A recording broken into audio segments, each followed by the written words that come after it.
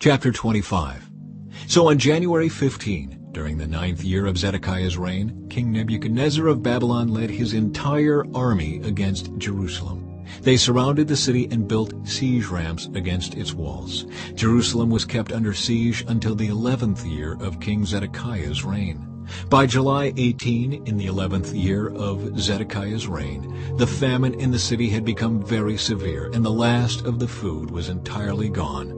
Then a section of the city wall was broken down, and all the soldiers fled. Since the city was surrounded by the Babylonians, they waited for nightfall. Then they slipped through the gate between the two walls behind the king's garden and headed toward the Jordan Valley. But the Babylonian troops chased the king and caught him on the plains of Jericho, for his men had all deserted him and scattered.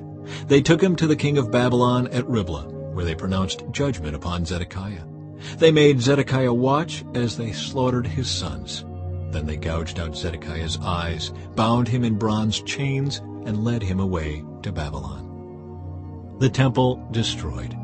On August 14 of that year, which was the 19th year of King Nebuchadnezzar's reign, Nebuzaradan, the captain of the guard and an official of the Babylonian king, arrived in Jerusalem. He burned down the temple of the Lord, the royal palace, and all the houses of Jerusalem.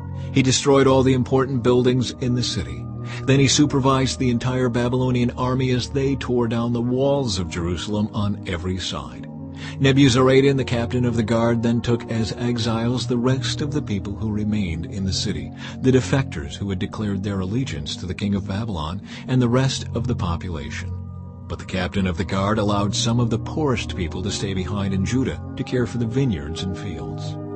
The Babylonians broke up the bronze pillars in front of the Lord's temple, the bronze water carts, and the great bronze basin called the sea, and they carried all the bronze away to Babylon. They also took all the ash buckets, shovels, lamp snuffers, dishes, and all the other bronze articles used for making sacrifices at the temple.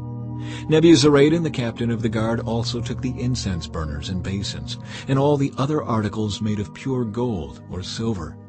The weight of the bronze from the two pillars, the sea, and the water carts was too great to be measured.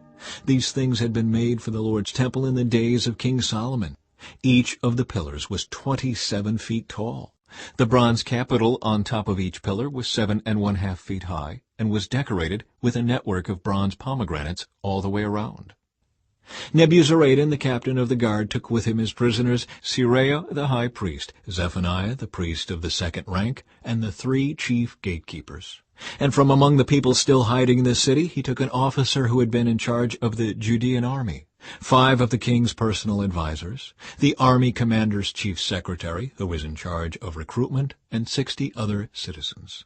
Nebuzaradan, the captain of the guard, took them all to the king of Babylon at Riblah. And there at Riblah, in the land of Hamath, the king of Babylon had them all put to death.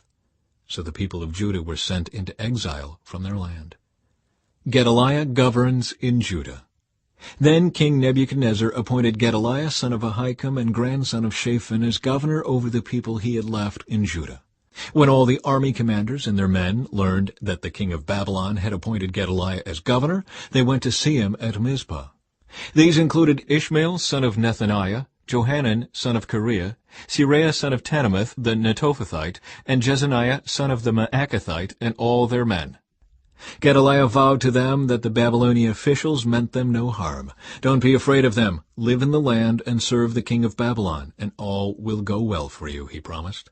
But in mid-autumn of that year, Ishmael, son of Nethaniah, and grandson of Elishama, who was of the royal family, went to Mizpah with 10 men and killed Gedaliah.